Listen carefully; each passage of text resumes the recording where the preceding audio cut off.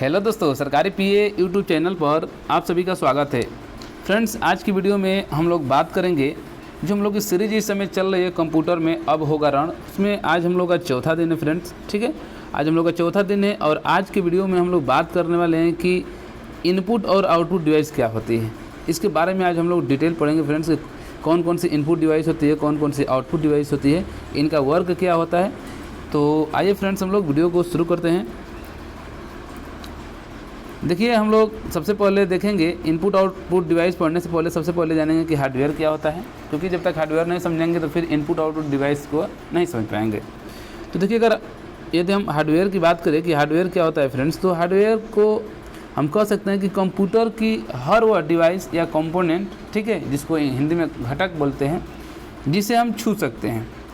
सीधा सीधा समझिए कि हार्डवेयर वही वो चीज़ होता है, यानी कंप्यूटर का कोई भी कंपोनेंट, कोई भी पार्ट हो जिसको हम टच कर सकते हैं, छू सकते हैं, उसे हम क्या कहते हैं, हार्डवेयर कहते हैं। बात समझ में आ गया? हार्डवेयर किसे कहेंगे? तो कंप्यूटर की हर वो डिवाइस या हर वो कंपोनेंट जिसे हम क्या कर सकते हैं, छू सकते हैं, यानी कि जो टचेबल होती है उसे ही हम क्या बोलेंगे, हार्डवेयर कहते हैं। ठीक है, तो परिभाषा हो गया। अच्छा, कौन कौन सी देखिए हार्डवेयर में, जैसे एग्जांपल में देख लेते हैं।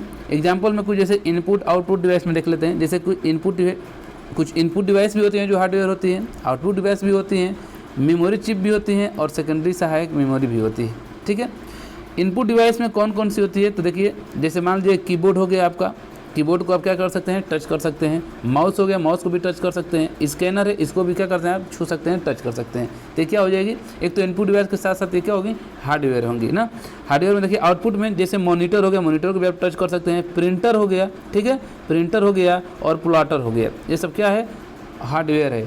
ठीक, वहीं अगर मेमोरी चिप में बात करें कि हार्डवेयर कौन कौन सा होगा, तो रोम होगा और रैम होगा। इसको भी आप क्या कर सकते हैं, टच कर सकते हैं, छू सकते हैं, इसलिए भी क्या होगा, हार्डवेयर डिवाइस होगा। वहीं अगर सेकेंडरी मेमोरी में अगर कहा जाए कि कौन कौन सा होगा, तो सीडी होगा, सीडी को आप टच कर सकते हैं, डीवीडी को भी आप टच करते हैं और पेन ड्राइव को भी आप क्या करते हैं, टच करते हैं। बाकी और भी है, तो ये सारे चीज़ क्या होते हैं, हार्डवेयर होते हैं ना। इनपुट आउटपुट में भी जो चीज़ होती है वो कुछ ना कुछ हार्डवेयर होती हैं, कुछ सॉफ्टवेयर भी होती हैं। आगे हम लोग चर्चा करेंगे, ठीक है। तो देखिए, आज हम लोग को पढ़ना है इनपुट डिवाइस और आउटपुट डिवाइस। तो सबसे पहले हम लोग बात करेंगे इसमें इनपुट डिवाइस को लेकर कि इनपुट डिवाइस होता है क्या ना। इनपुट डिवाइस के बारे में हम लोग बात करेंगे कि इनपुट डिवाइस कौन क्या होती है और आउटपुट डिवाइस क्या होती है। तो देखिए, इनपुट डिवाइस को आप एक शब्द में यही कह सकते हैं कि हर वह डिवाइस जिसके कारण कंप्यूटर के अंदर डेटा आ रहा हो ना, या सीधा सीधा आप कह सकते हैं कि आप जिसके माध्यम से डाटा को आप इंटर करा सकते हैं, कंप्यूटर में डाल सकते हैं, वहीं आपका क्या होता है, इनपुट डिवाइस होता है। बात समझ में आ गया ना। जैसे में फॉर एग्जांपल समझिए, जैसे कीबोर्ड है, तो कीबोर्ड क्या हो गया, एक इनपुट डिवाइस होगा। कैसे होगा? क्योंकि कीबोर्ड में आप कुछ भी टाइप करते हैं तो क्या होता है, कंप्यूटर में चला जाता है, यानी कि इंटर करता है ना। वही चीज़ है, डिवाइस के अंदर क्या होता है, ये चला जाता है डाटा। वहीं MCR है, वो भी स्कैन करता है। OCR है, VCR है, लाइट पेन है, ये सब क्या है, इनपुट डिवाइस है। ठीक है। अच्छा, वही हम बात करें कि आउटपुट डिवाइस क्या होता है। तो आउटपुट डिवाइस पर सीधा सीधे आप कह सकते हैं कि हर वो डिवाइस जिसके कारण कंप्यूटर के बाहर डाटा जा रहा हो, मतलब कि कंप्यूटर से बाहर डाटा जो भी निकलता है, जिसके माध्यम से जो भी डिवाइस के कारण, वो क्या होती है, सब आउटपुट डिवाइस होती है। जैसे मॉनिटर बात करें, जैसे मॉनिटर में कैसे होगा, देखिए इनपुट हम मान लीजिए कीबोर्ड है, कीबोर्ड से हम कोई चीज़ डाटा हम टाइप किए तो डाटा चला गया अंदर, तो ये हो गया इनपुट डिवाइस। मॉनिटर आउटपुट कैसे हो गया, क्योंकि जो हम जो डाटा एंट्री किए हैं, टाइप किए हैं, तो वो डाटा हमारे स्क्रीन पर मॉनिटर पर दिखा देता है, तो वो आउटपुट ही तो दे रहा है ना, दिखाई दे रहा है, मतलब हमको आउटपुट दे रहा है, इसलिए क्या हो गया, मॉनिटर हो गया। स्पीकर होगा, देखते हैं आवाज़ साउंड निकलता है, तो हेडफोन हो गया, VGA हो गया, साउंड कार्ड हो गया, ये सब क्या है, आउटपुट डिवाइस है। तो हम लोग आगे इसमें एक एक करके पढ़ेंगे कि पहले इनपुट डिवाइस में कौन कौन से मुख्य रूप से इनपुट डिवाइस होती हैं, ठीक है, और उसके बाद से कौन कौन सी होती हैं आपके इनपुट डिवाइस, सारे चीज़ हम लोग एक एक कर देखेंगे। तो आइए हम लोग देखते हैं। देखिए, सबसे पहले हम लोग बात करेंगे इनपुट डिवाइस को लेकर कि इनपुट डिवाइस क्या होती है। तो इनपुट डिवाइस के अगर बारे में बात करें तो पूछा जाता है, क्वेश्चन ये आता है कि मुख्य रूप से जो दो इनपुट डिवाइस होती हैं वो कौन कौन होती हैं। मुख्य रूप से जो दो आपके इनपुट डिवाइस होती हैं वो कौन कौन होती हैं, तब क्या बताएंगे, कीबोर्ड और माउस। ये आपके मुख्य रूप से, इसके बगैर काम नहीं हो पाता है ना, कीबोर्ड और माउस अनिवार्य है। तो इसलिए कहा गया कि मेन यानी कि मुख्य रूप से जो आपके दो आपके इनपुट डिवाइस हैं वो कीबोर्ड है और दूसरा क्या है, माउस है। ठीक, चलिए और अन्य जो इनपुट डिवाइस हैं उसको देखते हैं कि कौन कौन से हैं। तो अन्य मुख्य इनपुट डिवाइस में आपका VCR है, OCR है, OMR है, ठीक है, MICR है, स्कैनर है, लाइट पेन है, स्टाइलस, लाइट पेन है, स्टाइलस है, वेब कैम है और माइक्रोफोन etc और भी है। ठीक, तो इसमें हम लोग देखेंगे एक एक कर, ठीक है, एक एक के बारे में हम लोग जिक्र करेंगे। तो सबसे पहले हम लोग बात करेंगे कीबोर्ड को लेकर के, कीबोर्ड क्या है ना। तो कीबोर्ड जानते हैं कि इनपुट डिवाइस है, इसके बारे में थोड़ा सा डिटेल हम लोग जान लेते हैं। तो कीबोर्ड को देखिए 4 भाग में बांटा गया है। कितने भाग में? 4 भाग में। कभी कभी क्वेश्चन ये पूछता है कि कीबोर्ड के आविष्कार कौन है ना। तो देखिए 1868 में क्रिस्टोफर सोल्स, ठीक है, क्रिस्टोफर सोल्स ने इसका आविष्कार किया था। नाम याद रखिएगा, कभी कभी पूछ लेता है कि कीबोर्ड के आविष्कारक कौन है, तो क्या बताएंगे? क्रिस्टोफर कौन है? सोल्स हैं, इन्होंने इसका आविष्कार किया था। चलिए, जो 4 पार्ट में बांटा गया है कीबोर्ड को, कौन कौन से हैं? तो देखिए सबसे पहला आपका पार्ट है उसको फंक्शन की कहते हैं। आप देखेंगे कीबोर्ड में जो ऊपर होता है ना, ऊपर F1 F2 F3 कहाँ तक F12 तक लिखा रहता है, ठीक है। तो ये आपका फंक्शन की होती है, ऊपर देख सकते हैं, यहाँ पर दिखाई भी गया है, ये आपके फंक्शन की है। दूसरे नंबर का जो आता है फ्रेंड्स, ये आपका जो पूरा ये कीबोर्ड का जो बीच का जो एरिया है, ये वाला, ठीक है, ये वाला एरिया है आपका, ये वाला। तो ये आपका क्या होता है? ये अल्फा न्यूमेरिक की होता है, ये अल्फा न्यूमेरिक की होता है। तो ये आपका दूसरा नंबर हो गया। तीसरा में बांटा गया स्पेशल की। स्पेशल की क्या है? ये वाला जो फंक्शन आप देख रहे हैं, ये वाला, ये आपका क्या है? फंक्शन की है। वहीं अगर चौथा बात करें तो न्यूमेरिक की है। न्यूमेरिक के जो आप नंबर वाला है, इधर देखे होंगे राइट साइड में, यहाँ से नंबर आप एंट्री करते हैं ना, तो ये आपका नंबर की है। तो यही आपका कीबोर्ड को 4 पार्ट में बांट दिया गया है। पहला अल्फा न्यूमेरिक की, फिर फंक्शन की, ठीक है, पहला फंक्शन की है, फिर अल्फा न्यूमेरिक की है, तीसरा स्पेशल की है और चौथा आपका न्यूमेरिक की। ठीक, चलिए आगे हम लोग देखते हैं इसमें। तो आगे हम लोग बात करेंगे कीबोर्ड में क्वेश्चन है। देखिए यहाँ सब जो भी हम चीज़ बता रहे हैं, ये सब क्वेश्चन पूछा ही गया है और पूछा ही जाएगा। सबसे पहले क्वेश्चन पूछता है कि कीबोर्ड में कुल कितने फंक्शन की होती है, ठीक है। आप उठाकर प्रीवियस ईयर का पेपर देखिएगा या प्रैक्टिस सेट देखिएगा, या जो लोग ट्रिपल सी का एग्जाम दिए होंगे उनको पता होगा कि ये क्वेश्चन पूछा जाता है। पूछा जाता है कि कीबोर्ड में कुल कितने फंक्शन की होती है। तो अभी पीछे हमने दिखाए हैं F1 F2 F2 जो लिखा गया था, यानी कि टोटल कितनी होती हैं? 12 होती हैं। ठीक, वहीं टॉगल की पूछा जाता है कि टॉगल की कितनी होती है, ठीक है। तो टॉगल की पर देखिए ये 2 होती हैं, एक कैप्स लॉक होता है, एक नॉन लॉक होता है। तो इसमें होता है क्या समझिएगा, एक बटन से होने वाले 2 काम, मतलब कि इनसे 2 काम होता है। पहला काम अगर कैप्स लॉक है, ठीक है, यानी कि पहले कैपिटल में लिख देगा, अगर फिर हटा देंगे तो स्मॉल में लिख दिया जाएगा। वहीं नॉन लॉक है, शुरुआती में आपका काम क्या करेगा? ये वाला, ठीक है, ये वाला डायरेक्शन चारों वाला काम करने लगेगा, ठीक है, ऊपर नीचे दाएं बाएं। और फिर वही चीज़ क्या करेगा? फिर वो आपका नंबर में भी काम करेगा। यानी कि एक बटन में लेकिन 2 काम होता है। देखते हैं कैप्स लॉक होता है, जैसे हमको कैपिटल में लिखना होता है तो सीधे उसको ऑन कर देते हैं ना, तो डायरेक्ट वो कैपिटल में लिखने लगता है, नहीं तो फिर स्मॉल में लिखने लगता है। वही चीज़ यहाँ पर भी है। अच्छा, मॉडिफाई की पूछता है कि मॉडिफाई की कौन कौन होती हैं। ये क्वेश्चन पूछता है कि मॉडिफाई की कौन कौन सी होती हैं, ठीक है। तो ये 3 प्रकार की होती हैं। कौन कौन? ऑल्ट है, शिफ्ट है और क्या है? ये कंट्रोल है। अल्ट, शिफ्ट और कंट्रोल, इसको क्या बोला गया है? मॉडिफाई की बोला गया है। ठीक, फिर पूछता है कि न्यूमेरिक की कौन सी होती है। तो न्यूमेरिक की संख्या कितनी होती है? तब क्या बताएंगे? 17 होती है। पीछे हमने दिखाया है कि न्यूमेरिक कौन कौन सी होती है, तो इनकी संख्या कितनी होती है? 17 होती है। चलिए आगे हम लोग बात करते हैं। अब एक एक चीज़ हम लोग पूछेंगे, यहाँ से पढ़ेंगे। फंक्शन की जो आपका जो 12 होता है फ्रेंड्स, उसके बारे में हम देखेंगे कि 12 फंक्शन की होता है, उसका मेन क्या कौन कौन सा उसका वर्क होता है, यूज क्या क्या होता है, ठीक है। यहाँ से क्वेश्चन एक बनता ही बनता है। जैसे पूछ देता है कि F2 से क्या होता है, ठीक है, या रिफ्रेश करने के लिए किस फंक्शन की का प्रयोग किया जाता है, या फुल स्क्रीन करने के लिए कौन सा फंक्शन की का यूज करते हैं, या सेव एज करने के लिए कौन सा फंक्शन की का यूज करते हैं। तो वही चीज़ हम लोग यहाँ पर देखेंगे। तो देखिए यहाँ पर 12 का दिया गया है। सबसे पहले देखेंगे आप F1 का ना। तो F1 किसके लिए प्रयोग होता है? तो हेल्प करने के लिए, किसी भी, ठीक है, कोई किसी पेज पर आप गए हैं या कोई भी आपको समस्या आ रही है, तो अगर हेल्प आपको लेना है, सहायता लेना है, तो आप F1 की दाबेंगे तो आपका खुलकर आ जाएगा हेल्प वाला मेनू, ठीक है। वहीं अगर कोई फाइल सेव करना है या सेव हो गई है, ठीक है, उसका चाह रहे हैं कि आप उसका नाम चेंज कर दें, ठीक, रीनेम कर दें, तो उसके लिए क्या करेंगे? F2 आप क्या करेंगे? प्रेस करेंगे तो आपका रीनेम के लिए ऑप्शन खुल जाएगा। कोई चीज़ सर्च करना है, सर्च करने के लिए, तो उसके लिए आप क्या करेंगे? F3 करेंगे। वहीं F4 क्या होता है?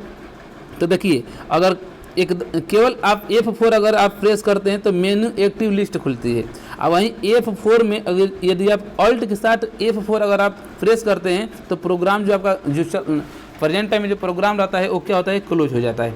बात समझ में आ रहा है ना? यहाँ पर समझिएगा, केवल F अगर टाइप करते हैं तो आपका मेनू एक्टिव लिस्ट आएगी। वहीं अगर ऑल्ट के साथ अगर F4 अगर आप प्रेस कर रहे हैं तो क्या करेंगे? आपका जो प्रेजेंट टाइम में जो प्रोग्राम खुला होगा वो क्या हो जाएगा, क्लोज हो जाएगा। ठीक, सबसे महत्वपूर्ण ये देखिए रिफ्रेश करने के लिए F5 का प्रयोग किया जाता है। वहीं अगर बात करें F6 का, तो एड्रेस बार लाने के लिए, एड्रेस बार के लिए क्या करते हैं, F6 का प्रयोग। वेरी महत्वपूर्ण है स्पेलिंग चेक। पूछा जाता है कि स्पेलिंग चेक करने के लिए किस फंक्शन की का प्रयोग करते हैं, तो क्या बताएंगे आप, F7 का।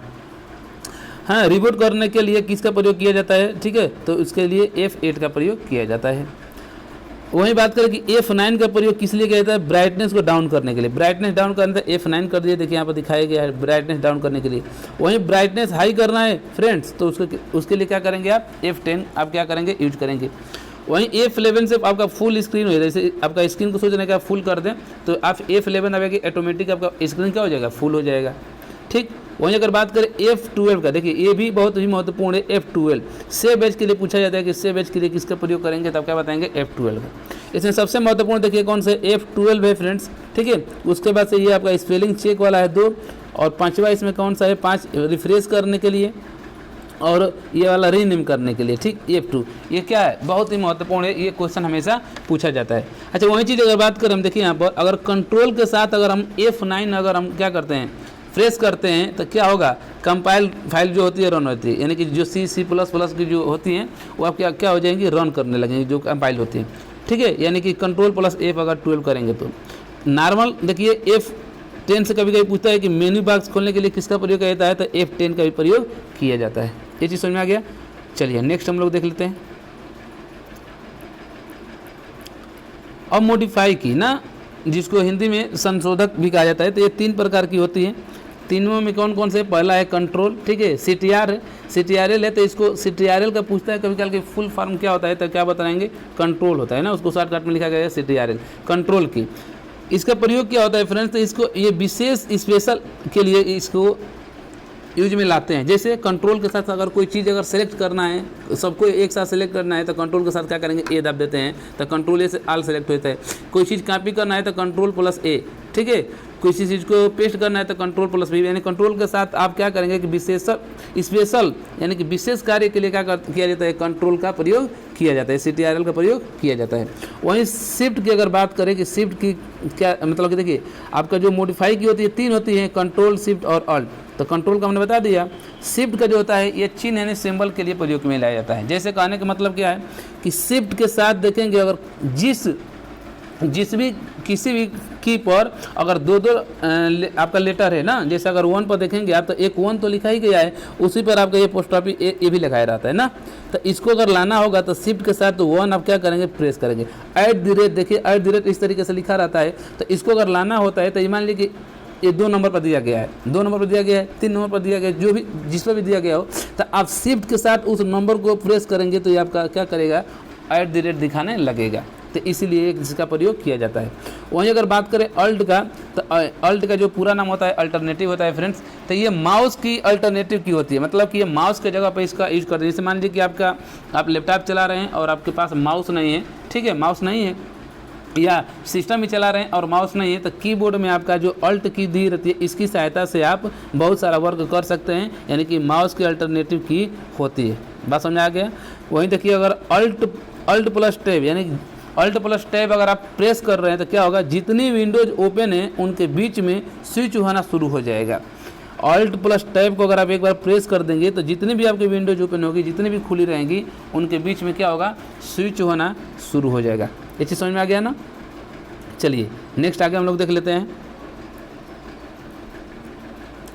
नेक्स्ट हम लोग बात करेंगे माउस का। कीबोर्ड हमने एक इनपुट डिवाइस मेन मुख्य रूप से 2 था, कीबोर्ड और माउस। तो कीबोर्ड हमने देख लिया, और माउस के बारे में थोड़ा सा देख लेते हैं कि माउस क्या है। तो देखिए माउस की अगर हम बात करें तो माउस भी एक इनपुट डिवाइस है, मुख्य रूप से इनपुट डिवाइस है। अच्छा, इसके आविष्कारक कौन है, तो कहेंगे कि 1964 में डगलस इंगलवर्ट और विलियम इंग्लिश ने इसका आविष्कार किया था। इसमें 1964 में इसका आविष्कार किया गया था। माउस 3 प्रकार के होते हैं। कितने प्रकार के, पूछा जाए कि माउस कितने प्रकार के हैं, तो माउस कहेंगे कि 3 प्रकार के। पहला माउस है वो मैकेनिकल माउस है। कौन सा है, मैकेनिकल माउस। दूसरा है ऑप्टिकल माउस, और तीसरा है आपका वायरलेस माउस। अच्छा, जो मैकेनिकल माउस होता है फ्रेंड्स, क्या होता है, तो आप कहेंगे कि रबड़ बाल का बना होता है।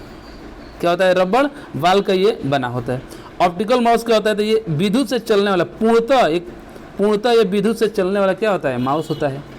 वहीं अगर हम बात करें वायरलेस माउस की, तो बिना तार के चलने वाला माउस होता है। ये ज़्यादातर लैपटॉप में, ठीक है, इस्तेमाल होता है। आप लोग देखे होंगे इस समय प्रेजेंट टाइम में आप देखे होंगे कहीं अगर सिस्टम कहीं लैपटॉप से कोई व्यक्ति अगर कोई काम कर रहा है तो वहाँ पर आप देखेंगे कि वो माउस जो लिया रहता है उसमें वायर नहीं लगा रहता है, ठीक है ना। तो वहीं आपका क्या होता है, वायरलेस माउस होता है। बात समझ रहे हैं ना। और वो किस पर काम करता है, तो ब्लूटूथ पर काम करता है, ठीक है। ब्लूटूथ के माध्यम से वो कनेक्ट किया जाता है। कभी कभी क्वेश्चन ये पूछ दिया जाता है कि ब्लूटूथ के आविष्कारक कौन है, तो ब्लूटूथ के आविष्कारक कौन है, तो कहेंगे कि जॉब हटसन। कौन है, जॉब हटसन, ये आपके ब्लूटूथ के आविष्कारक हैं। अच्छा, बात करें कि जो पहला दूसरा था मैकेनिकल और ऑप्टिकल माउस, ये कौन सा था, तो ये वायर पर आधारित था, मतलब कि इसमें एक तार का प्रयोग किया जाता था। जैसे आप देख सकते हैं यहाँ पर, जैसे एक ये माउस हो गया ना, ये एक माउस हो गया ये, ठीक है। यहाँ पर आपका ये माउस हो गया, ठीक है, ये माउस हो गया। तो इसमें क्या रहता है, एक तार लगा रहता है, तार। तो यही ये जो दोनों था मैकेनिकल और ऑप्टिकल, इसमें तार लगा रहता था। लेकिन वायरलेस जो माउस होते हैं इसमें तार नहीं लगा रहता है, बस वो माउस ही रहता है इस तरीके से, और इसी से हम क्या करते हैं, काम करते हैं। तो माउस के बारे में समझ गए। चलिए नेक्स्ट हम लोग आगे बढ़ते हैं। ठीक, चलिए देखिए, हम आप माउस के बारे में थोड़ा सा बता दें। यहाँ पर एक देखिए फिगर बनाया गया है माउस का। माउस में देखिए क्या क्या होता है, आप इधर देखेंगे जो 3 बटन होती है, कहेंगे 2 मेन रूप से होती है, एक स्क्रॉल होता है। तो जो इधर की जो होती है उसको हम राइट कहते हैं, दायां क्लिक कहते हैं। फिर इधर जो होता है इसको हम क्या कहते हैं, लेफ्ट, दाहिना ये होता है, और ये लेफ्ट होता है, बायां होता है। और बीच में देखे होंगे एक गोल गोल टाइप का होता है, इसको स्क्रॉल कहते हैं। स्क्रॉल करने का मतलब कि ऊपर नीचे लाने के लिए उसका क्या किया जाता है, प्रयोग किया जाता है। ये तो वायर है, सही है ना। तो देखिए ये जो माउस होता है इसमें मुख्य रूप से देखिए क्या किया जाता है, किसी फाइल की प्रॉपर्टीज में जाना है ना, अगर फाइल है उसको चेक करना है कि उसकी प्रॉपर्टीज क्या है, तो अगर माउस की सहायता से करना है तो आप क्या करेंगे, एक बार आप लेफ्ट क्लिक कर देंगे। आप एक बार लेफ्ट क्लिक करेंगे तो उसमें ऑप्शन मेनू खुल जाएगा जिसमें नीचे लिखा होगा प्रॉपर्टीज, उस पर जाकर आप क्लिक कर देंगे, ये सही है। अच्छा, किसी फाइल को ओपन करना है तब क्या करेंगे, तो उसके लिए 2 बार आप लेफ्ट क्लिक करेंगे, 2 बार आप क्या करेंगे, लेफ्ट को दबाएंगे। देखिए कोई भी मान लीजिए कि यहाँ पर आपको एक फाइल बनी हुई है, ये फाइल है, ये दिखा रहा है ये ABCD के नाम से फाइल है ना। तो आप माउस में जो आपका ये बायां वाला जो होता है ना, बायां वाला जो क्लिक होता है दबाने वाला, प्रेस करने वाला, उस पर आप 2 बार क्या करेंगे, तुरंत उस पर 2 बार प्रेस करेंगे, क्लिक करेंगे, तो आप उस फाइल को क्या कर लेंगे, आप ओपन कर लेंगे। बात समझ में आ रहा है ना। चलिए वहीं बात करेंगे, किसी पैराग्राफ या लाइन को सिलेक्ट करना है, ठीक है, किसी पैराग्राफ या लाइन को सिलेक्ट करना है तो उसके लिए 3 बार लेफ्ट क्लिक करना है, यानी 3 बार उसी को तुरंत उस पर क्या करेंगे, 3 बार हम क्या करेंगे, प्रेस करेंगे, तो कोई पैराग्राफ या लाइन क्या हो जाएगी, सिलेक्ट हो जाएगी, ठीक है। और किसी पेज पर ऊपर जाने के लिए क्या किया जाता है, स्क्रॉल बटन का प्रयोग किया जाता है। स्क्रॉल बटन वही बता दें कि जो लेफ्ट में जो बीच में लगा होता है, ठीक है, गोल टाइप का रहता है, उसी से हम ऊपर नीचे क्या करते हैं, किसी फाइल को हम करते हैं, ठीक है। इस चीज़ समझ में आ गया। चलिए नेक्स्ट हम लोग आगे देखते हैं। कुछ अन्य इनपुट डिवाइसें हैं, उसको भी देख लेते हैं कि कुछ अन्य इनपुट डिवाइसें में कौन कौन सी है। जैसे हम सबसे पहले बात करेंगे स्कैनर का। तो स्कैनर में क्या होता है फ्रेंड्स, स्कैनर में तो स्कैनर क्या है, तो जानते हैं कि एक इनपुट डिवाइस है।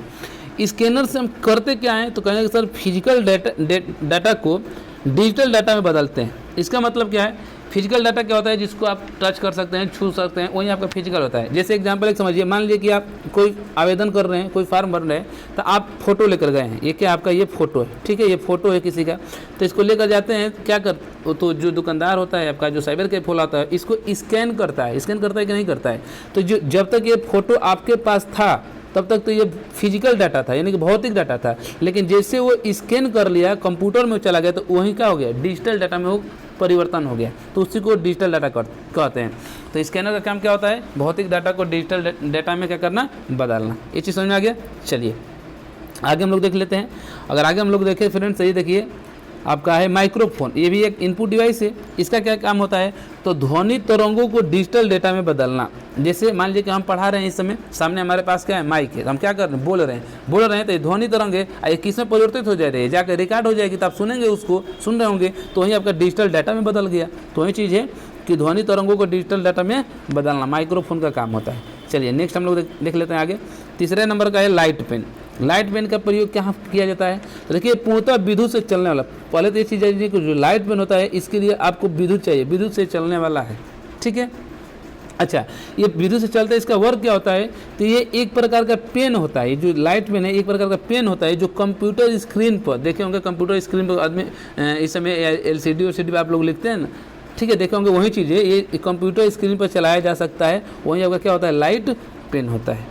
स्टाइलस की अगर बात करें तो ये भी एक उसी तरीके से होता है, मैकेनिकल होता है, ठीक है, मैग्नेट होता है, ये भी एक उसी तरीके से स्टाइलस होता है, पेनी की तरह होता है। वेब कैमरा आप लोग जानते ही हैं कि वेब कैमरा किसे कहते हैं। तो वेब कैमरा देख लीजिए, ये फिजिकल इमेज को डिजिटल डेटा में क्या करता है, चित्रों में बदल देता है। वही चीज़ है जैसे आप लोग खुद ही लैपटॉप लिए होंगे या मोबाइल लिए होंगे ना, तो अपने आप को चेहरे को देखते होंगे, तो जब तक आपका चेहरा है सामने दिखाई दे रहा था तो ठीक है, वो क्या है, फिजिकल इमेज में। लेकिन जिससे मोबाइल में चला गया, अब मोबाइल में आप देखने लगे तो वहीं आपका क्या हो जाएगा, डिजिटल डाटा हो जाएगा। तो ये चीज़ होता है वेब कैमरा में। MICR सबसे वेरी महत्वपूर्ण है फ्रेंड्स, इस चीज़ को समझिएगा, बहुत ही महत्वपूर्ण है। MICR सबसे पहले तो इसका फुल फॉर्म इतनी बार पूछा है कि क्या बताया जाए, बहुत ही ज़्यादा बार इसका फुल फॉर्म पूछा गया। अधिकतर एग्जाम में पूछा जाता है कि MICR का फुल फॉर्म क्या होता है। तो MICR का फुल फॉर्म होता है मैग्नेटिक इंक कैरेक्टर रिकॉग्नाइजेशन। क्या होता है, मैग्नेटिक इंक कैरेक्टर रिकॉग्नाइजेशन, ठीक है। अच्छा, ये कहाँ पर इसका प्रयोग किया जाता है, तो बैंक में जाएंगे तो जो चेक मिलता है, तो चेक में सबसे नीचे ये रहता है। जैसे मान लीजिए कि यहाँ पे चेक हो, ये चेक है बैंक का, जो देखे होंगे चेक ना, तो उसमें देखे होंगे यहाँ पर 9 3 कर और 9 आपका, ठीक है, लिखा रहता है, लाइनिंग रहती है, 9 आपकी लाइनिंग रहती है, 3 कर इस तरीके से आपका लाइनिंग रहती है। किस पर, कभी देखिएगा चेक पर, बैंक का जो चेक होता है उस पर देखिएगा 3 कर 3 और 9 लाइनिंग होती है, ठीक है। तो जो उस लाइनिंग को, जो चेक को, ठीक है, स्कैन जो करता है वो MICR करता है, MICR करता है उस चेक को। बात समझ आ गया, यानी बैंक के चेक को स्कैन करने के लिए किसका प्रयोग किया जाता है, MICR का। अच्छा, कभी कभी पूछता है कि जो चेक पर जो डिजिट होते हैं कितने होते हैं, तो आप क्या बताएंगे कि 9 डिजिट होते हैं। कितने, 9 डिजिट होते हैं। वो 9 डिजिट में ही पूछ लेता है कभी कभी कि जो आपके बैंक चेक में जो 9 डिजिट होते हैं उसमें शुरू के जो 3 डिजिट हैं उस किसको बताता है, तब कहेंगे कि वो सिटी का, शहर का कोड को दर्शाता है। बीच वाले जो 3 होता है वो बैंक का नाम दर्शाता है फ्रेंड्स, और अंतिम जो 3 होता है वो ब्रांच को दर्शाता है कि इस ब्रांच का ये चेक है। ये चीज़ समझ आ गया ना। चलिए, अगर हम VCR की बात करें, VCR, तो इसका फुल फॉर्म पूछा जाता है, ये नहीं पूछता है कि किस चीज़ में प्रयोग किया जाता है, इसका फुल फॉर्म पूछ लेता है।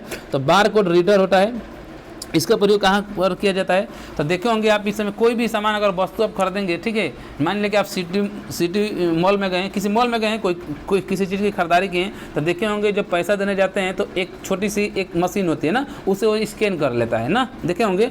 यानी कि उस पर जो लाइनिंग इस तरीके से दी रहती है वहीं आपका, ठीक है, उसी को स्कैन करने के लिए VCR का प्रयोग किया जाता है। यानी देखिए लिखा भी गया है, उत्पाद का डिटेल जानने के लिए उसी का क्या किया जाता है, प्रयोग। जैसे आप पार्ले जी खरीदेंगे बिस्कुट, तो उस पर देखेंगे इस तरीके से लाइनिंग इस तरीके से की होगी ना, वो पूरा उसमें पार्ले जी का डिटेल दिया होगा, तो उसको स्कैन करने के लिए आप VCR का प्रयोग करेंगे। ठीक, चलिए आगे देख लेते हैं। OCR का होता है, तो देखिए OCR का सबसे पहले तो फुल फॉर्म होता है कि ऑप्टिकल कैरेक्टर रिकॉग्नाइजेशन होता है ना। इसका प्रयोग होता है कि अक्षरों को बाहर से कंप्यूटर के अंदर स्कैन करना। अक्षरों को बाहर से कंप्यूटर के अंदर क्या कहता है, स्कैन किया जाता है, तो इसका प्रयोग होता है। इसका फुल फॉर्म जानते रहिए, यही पूछेगा। चलिए बात कर लेते हैं OMAR, सबसे वेरी महत्वपूर्ण है कि OMAR, तो सबसे पहले इसका आप जानेंगे फुल फॉर्म। तो इसका फुल फॉर्म होता है ऑप्टिकल मार्क रीडर।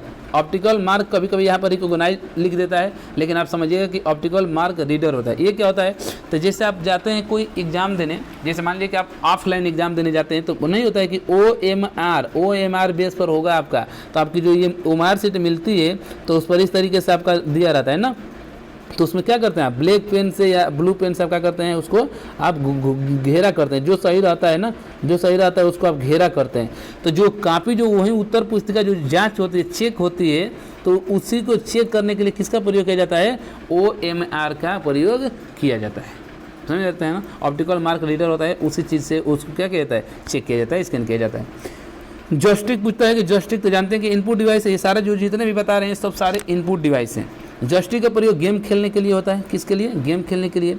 कभी का एयर ट्रैफिक को कंट्रोल करने या गियर देने के लिए भी किया जाता है। कभी कभी इसका प्रयोग कार में भी किया जाता है, जॉयस्टिक का प्रयोग कार में भी किया जाता है।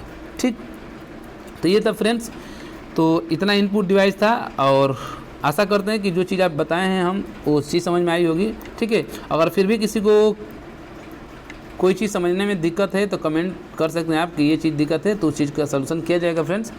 हाँ, कमेंट जरूर आप लोग करें, कमेंट नहीं करते हैं आप लोग, ना लाइक करते हैं, ठीक है। अगर वीडियो आपको पसंद नहीं आ रही है तो साइड में डिसलाइक का भी बटन दिया गया है, आप डिसलाइक भी करेंगे ताकि हमको समझ में आए कि हाँ आपको वीडियो पसंद नहीं आ रही है। या कमेंट बॉक्स में भी आप कमेंट कर सकते हैं, बता सकते हैं, ठीक है। थोड़ा सा लाइक करते हैं तो एक थोड़ा सा हमको एक अंदर से उत्साह मिल जाता है कि हाँ चलिए लोग देख रहे हैं, लाइक कर रहे हैं, तो थोड़ा सा और आदमी अच्छे से उसको प्रिपेयर कर तैयार करता है, ठीक है, पढ़ाता है। तो चलिए आज के वीडियो बस यहीं तक रहने दे रहे हैं। आप लोग जितने लोग देख रहे हैं वीडियो को, अगर चैनल को सब्सक्राइब नहीं किए हैं फ्रेंड्स तो चैनल को ज़रूर सब्सक्राइब कर लें और बेल आइकन दबा लीजिएगा आप लोग। ओके, थैंक यू दोस्त।